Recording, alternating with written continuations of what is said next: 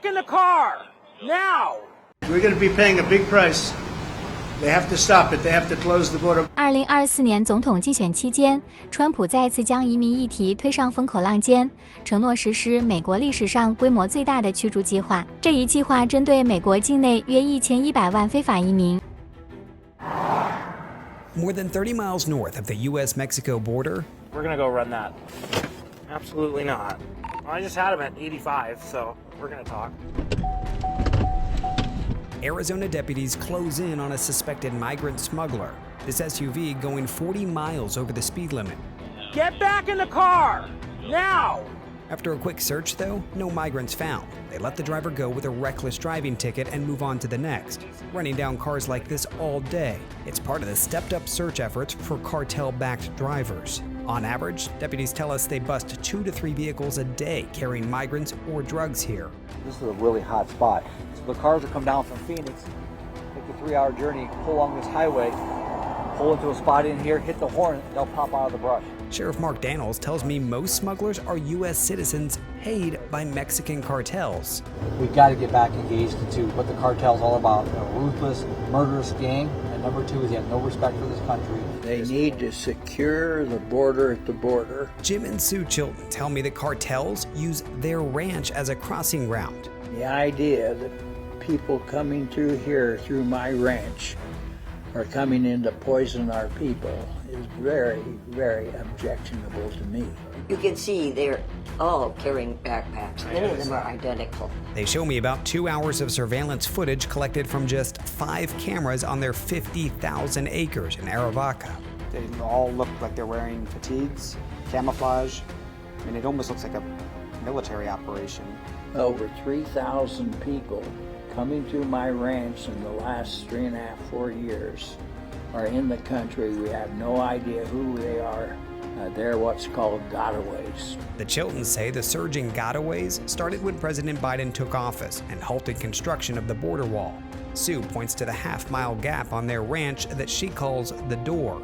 Obviously, if you leave your door standing open in your house, where do people come in? They open the door, right? Okay. Federal government's warning us that there are bad people coming through here. Jim says he's come face to face with them. About 20 guys ran across the road and up that hill to going northwest, and the guy in front appeared to have a AK-47. Do you carry any protection while you're out here? I always have a weapon, David. Here's my pistol. You have a weapon, people go the other way. We soon learned Jim isn't the only one armed in these parts. You name it, I've been called in. Some call Tim Foley a vigilante. He says his self-funded group, Arizona Border Recon, is here to deter the cartels. It's a game of chess or whack-a-mole. Who's winning? Them. Volunteers from across the U.S. join Foley in his unofficial and at times controversial patrol effort. And so why do it? I love my country, and that's why I said I'll be here until I feel it's secure. When you look at where the border wall ends, what goes through your mind? Why did it end? Why wasn't it finished? But I'll guarantee you that President Trump is going to finish it and secure the border. About 50 miles east of the Chiltons Ranch, Nogales businessman Hyman Chamberlain knows the economic importance of the border. His produce import company relies on the port of entry here. Anytime that you take away those resources, whether it's personnel or whether it's funding for Border Patrol, you are weakening those ports of entry. But he believes the economy and national security are about to improve. I think that the new administration has made it clear that they're going to go after criminals first. Are you nervous with President Trump coming in? Do you have an uneasiness about it? Yeah, it's different, you know. Trump is different, so but I respect him too. You know? Along the border wall, we meet Rafael, celebrating his 34th birthday with his mom and son visiting from the other side. A decade after crossing illegally, he is still undocumented, working on a construction site with a team of about 10. How many of them would you say are undocumented? Like 10. So everybody? Yeah. But Cochise County deputies say they aren't focused on migrants like Rafael. They want the cartel-fueled smugglers who operate day and night. I can kind of safely assume that I think activity will pick up in the coming days until the inauguration. And that's just the cartels basically saying, hey, now's the time. Let's get it. You know, we're here to make money. Let's get it while we can. Well, I support the president. We have a national security crisis in this country right now because of our open border, and when he declares it a national emergency, he can appropriately use the military. There are over 10 million illegal immigrants in the country right now. We are talking about drug dealers, people in criminal cartels. These are folks who have actually been murdering, raping, poisoning American citizens. When you take a look at the president's magnificent victory, the decisive victory, it's, I think, because people were scared about all of these people in the country illegally. People want to feel safe in their own homes.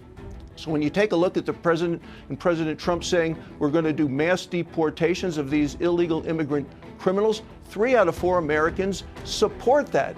And yet we still have some of these big city mayors and governors who unbelievably are more concerned about the rights, the so-called rights of illegal immigrants than they are about the safety of their own citizens. We have to make America safe again, and what the president is talking about is the right thing to do.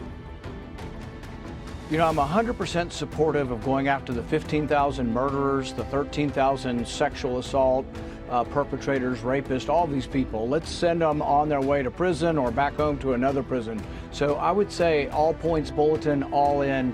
But you don't do it with the Army because it's illegal. We've had a distrust of putting the Army into our streets because the police have a difficult job, but the police understand the Fourth Amendment. They have to go to judges, they have to get warrants, it has to be specific.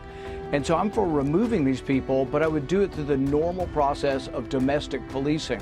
Now, I would say that the mayor of Denver, if he's going to resist federal law, which there's a long-standing history of the supremacy of federal law, if he's going to resist that, it will go all the way to the Supreme Court. And I would suspect that he would be removed from office. I don't know whether or not there'd be a criminal prosecution for someone resisting federal law, but he will lose. And people need to realize that what he is offering is a form of insurrection, where the states resist the federal government. Most people objected to that and rejected that long ago. So I think the mayor of Denver is on the wrong side of history, and really I think will face legal ramifications if he doesn't obey the federal law.